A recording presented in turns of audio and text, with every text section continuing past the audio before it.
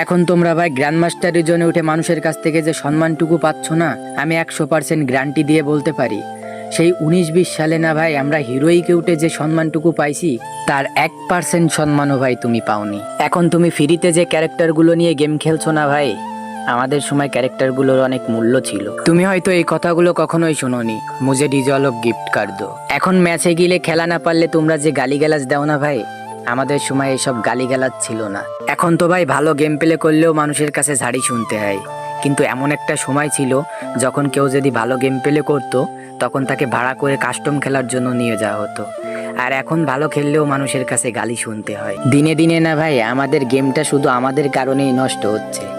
এখন যদি কেউ অনেক ভালো গেম প্লেও করে না ভাই, তাকে কেউ কোনো মূল্য দেয় না, মূল্য দেয় একটা মেয়েকে, ন্যাকামি ভিডিওকে। আর হ্যাঁ, একটা কথা, আমাদের দেশে গেম প্লে দিয়ে এখন কেউ সাপোর্ট পায় না কিসের জন্য জানো ভাই? কারণ আমাদের দেশে সবাই নিজেকে নিজে প্রো প্লেয়ার দাবি করে।